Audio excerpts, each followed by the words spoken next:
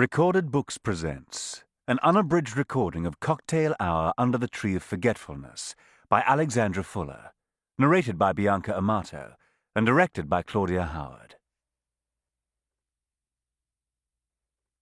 Part 1. Catherine Mansfield wrote, "The mind I love must have wild places, a tangled orchard where dark damsons drop in heavy grass, an overgrown little wood, the chance of a snake or two, a pool that nobody's fathomed the depth of, and paths threaded with flowers planted by the mind."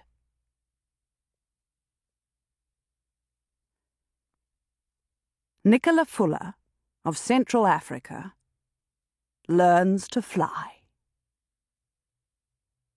Mkushi, Zambia, circa 1986.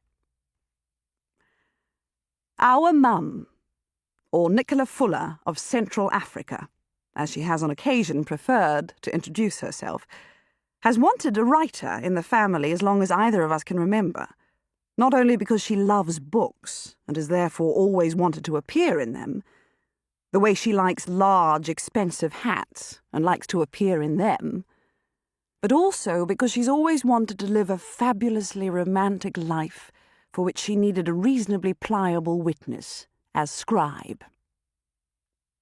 "At least she didn't read you Shakespeare in the womb," my sister says. "I think that's what gave me brain damage." "You don't have brain damage," I say. "That's what Mum says." "Well, I wouldn't listen to her. You know what she's like," I say. "I know," Vanessa says. "For example," I say, "lately she's been telling me that I must have been switched at birth." "Really?" Vanessa tilts her head this way and that to get a better view of my features. "Let me have a look at your nose from the other side." "Stop it." I cover my nose. "Well, you brought it on yourself," Vanessa says, lighting a cigarette. "You should never have written that awful book about her."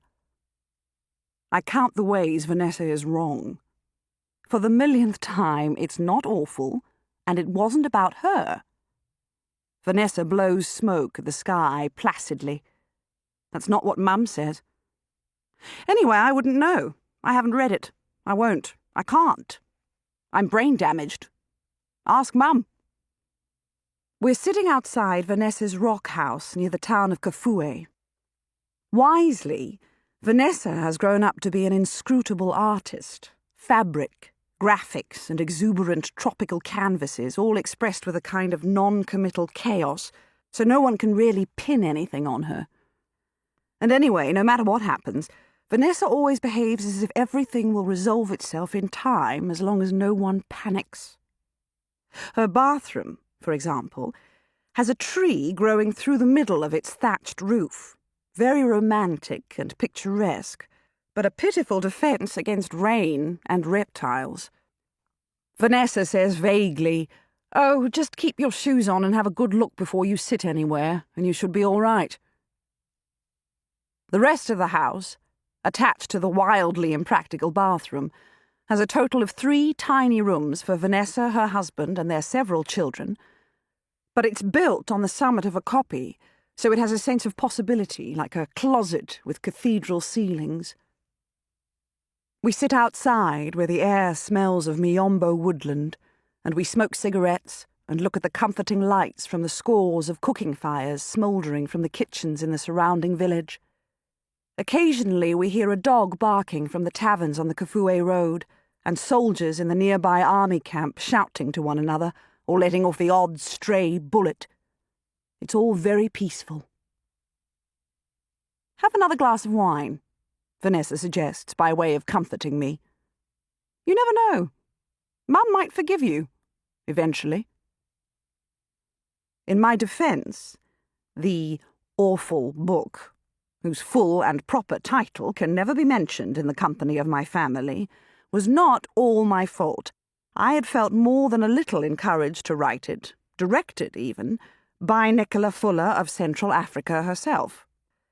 Having given up on my older sister as a potential writer on account of Vanessa's stubborn refusal to learn how to read or write, Mum settled her literary ambitions on me. I was 5 when she abandoned the arithmetic section of our weekly Rhodesia correspondence school packet. "Look, Bobo," she reasoned, "numbers are boring. Anyway, you can always pay someone to count for you, but you can never pay anyone to write for you. Now." Mum paused and gave me one of her terrifying smiles. "What do you think you're going to write about?" To keep listening to this audiobook, I've left you a link in the description so you can do it, at no cost thanks to Audible's 30-day free trial.